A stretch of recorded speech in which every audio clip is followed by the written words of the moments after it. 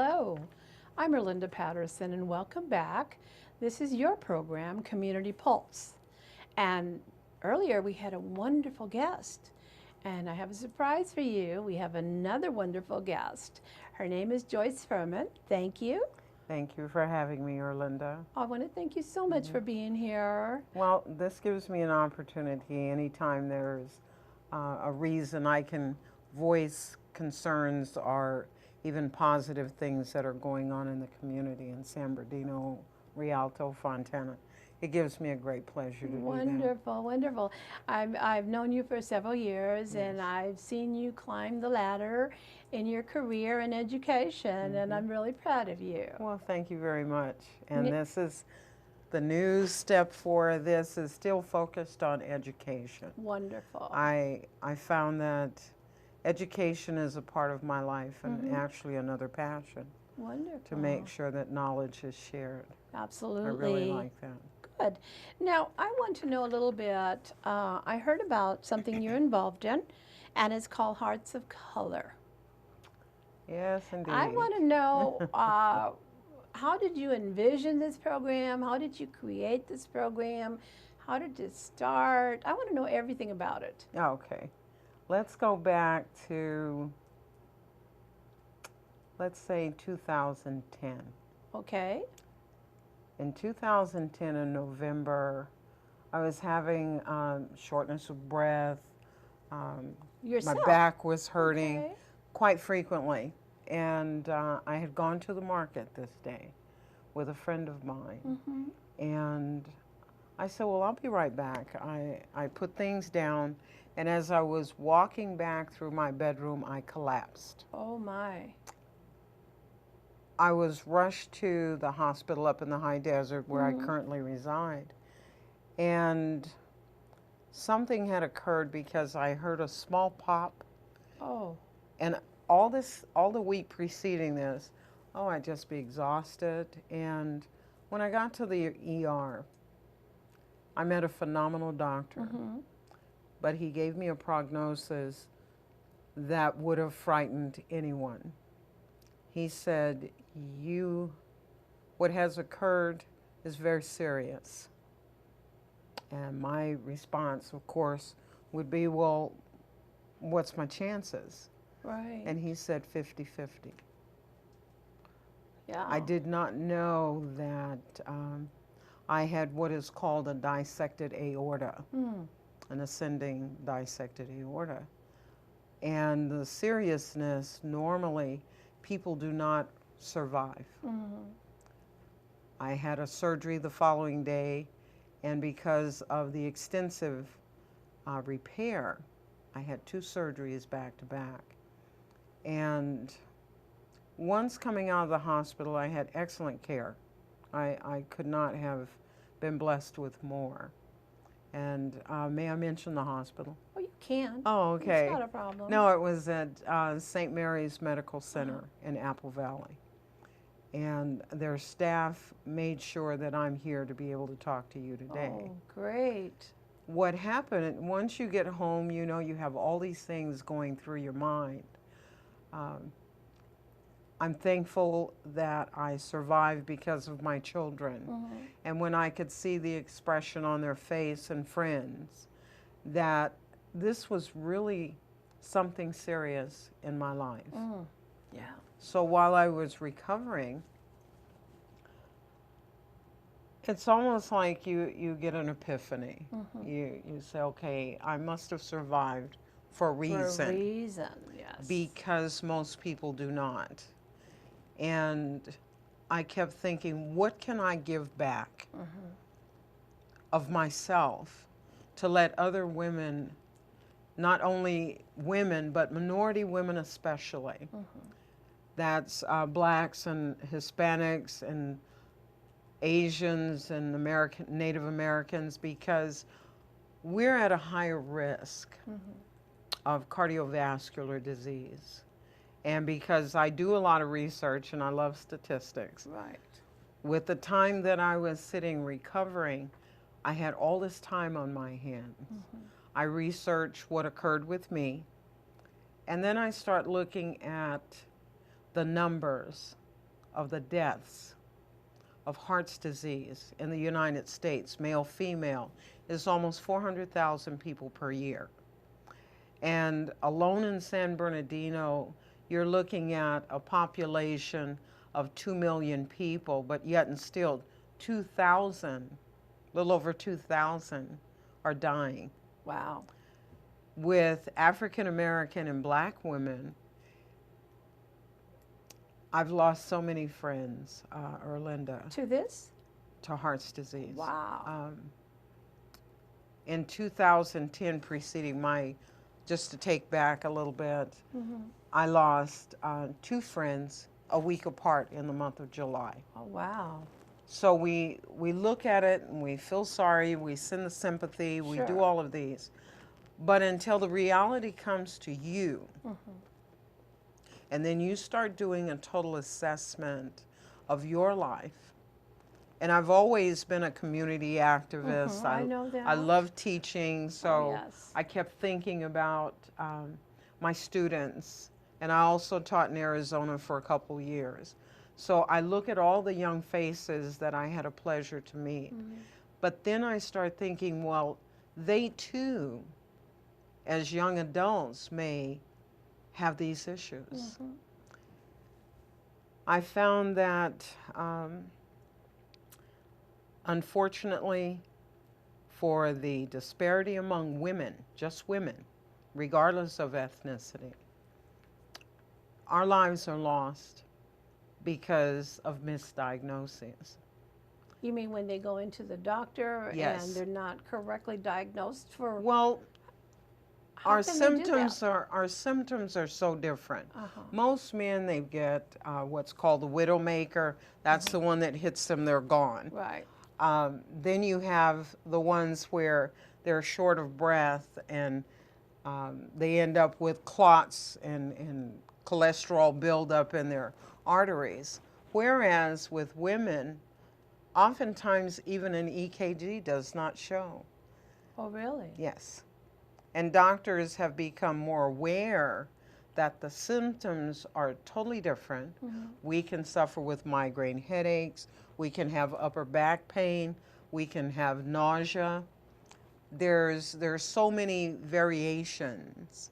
But what I do now that I'm off and running with Hearts of Color Right. is that that's where the name came from, the variation of the women, Right. be they locally or globally. We women span all the color spectrums. Right. So Hearts of Color is designed for that.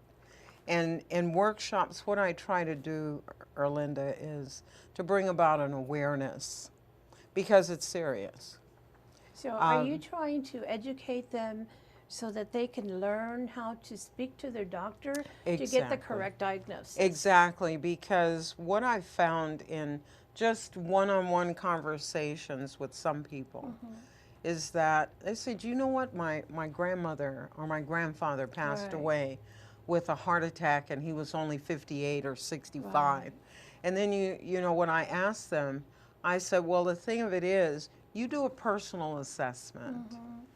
You know, everybody's on Ancestry.com and they Right, want to do their family tree. Well, you need to do a medical tree Medical of your tree, family. Right. And I've given my own family information because I had a time to sit down and assess me. Right. So that now my grandchildren and my children are aware that cardiovascular disease is a concern. And in my research, I'm finding that when women have breast cancer and they go through chemotherapy and they have radiation, it enlarges your heart. Oh, There's, really? I love research, as I had told no you. idea. Yes. Yeah. And also, your life is also where your heart will enlarge for a lot of people that have diabetes. You're taking a lot of medication and your body, your heart is just one little muscle. And it's trying to get all of this medication and take care of you. And as I tell people, I can only do as much as I can, one beat at a time. Right. So one beat at a time, you developed Hearts of Color. Yes. And it's a program that does the educating Yes. through forums like like workshops? Yes, I do. I have workshops. I try to do them on a monthly basis. Uh-huh. And the speakers that I've asked to come are registered nurses, Good. cardiovascular surgeons. One recently, and I was so happy to have Dr. Rogers to speak because I can give you information, but I'm not a doctor. Right. I can ask you to go on websites and be familiar with your medication. If there is any adverse reaction, talk to your doctor Right. because healthcare professionals are human too. Absolutely. And a lot of times we as a patient, when we go into the doctor's office, we really don't know what to ask sometimes. What A lot of times people don't know what to ask. No, they don't, and that's there's a segment in the workshop of empowerment. I hear the word often, but I'm a key person that believes the empowerment is within oneself. Right. If I assist you in bringing it forward, then that's what occurs, because when you sit there and you fill out your allergies, how your mother or father passed Right. away, and all of these things.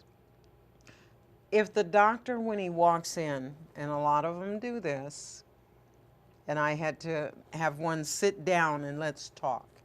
When he said, well, what seems to be the problem? I said, did you read what I put on the paper? He said, well, not really. I said, well, then let's sit down and talk. Right. And people need to not be shy, because with all the technology and all of the medications available, and now they're doing stem cell research. Oh, yes. Yes. And one heart institute I was blessed to come in contact with, and periodically we do converse. They have been working on stem cell, and it's within your own stem cells that can repair not only your heart possibly, but other organs and vital organs within oneself. So like I tell you, I love reading, and knowledge is, Well, you have a lot of everything. valuable information to provide the public. well, I'm trying. And you are I'm doing a trying. fantastic job by Really all trying. these workshops that you're providing. Now, if there's a viewer right now at home that has interest in getting you to provide them a workshop for their particular group, Yes. how would they contact you? My website Okay. is heartsofcolor.org, Okay. www.heartsofcolor.org. Okay. There is a form on the website that they can fill out to contact me, or Right. one of my board members or staff. They would be happy to call them within no later than 24 to 48 hours. Okay. The telephone number that they can utilize is 909-746-6153. Okay, this is going to be on the television program on the graphics so that they can have Okay. that number as Exactly. well. Exactly. We only have a couple minutes. Mm-hmm. The program's almost over. Okay. And I just know that we're going to have to do another segment with you in the future. I would love that, because it's ongoing, and I've been blessed, as I expressed to you earlier. Right, I'm reaching beyond San Bernardino so I can bring information home. right. I was invited to attend a symposium Yes. at that's hosted by Women Heart, the National Coalition with Women and Heart's Disease. It's going to be held in Rochester, Minnesota. Wonderful. I'm so excited. I mean, Oh, the idea gosh. that you're speaking with other women that had either an experience with heart's disease, the Mayo Clinic, and also here at home. And I'm very impressed because, like I said, I do a lot of reading. that's good. Is that St. Bernardine's has a cardiovascular institute within itself. Yes. And also so many other hospitals are focusing now, because heart's disease has taken the place of number one Absolutely. over cancer. That's right. You know, and let's food for thought here real quick on St. Bernardine's. They have a phenomenal program Oh, yes, they do. for hearts. They really do. Well, thank you so much for having Oh, been the here pleasure today. is mine. And Hearts of Color was a dream for you, and Exactly. it Now it's is a reality, and I'm very reality. pleased. And I'm really proud of the work Very that you're pleased. doing. Thank you. Excuse me. So in the future, I'm sure that you're going to be receiving some calls, Good. and I'll have to get you back again. Oh, anytime you call, I'll be here. Thank Because, you. again, like I say, I've watched you over the years, and it's always been an extended pleasure. Oh, thank you. Thank you. Thank you. You're a Yes. darling. Thank you. All right, Community Pulse. We had a wonderful lady here, Joyce Furman, with, let's see, Hearts of Color. Yes. Hearts of Color. And it was a wonderful program with information. Please listen carefully to the information, give her a call, get some more information so that possibly your life can be even fuller. All righty, until next time, I'm Erlinda Patterson. Take care of yourself.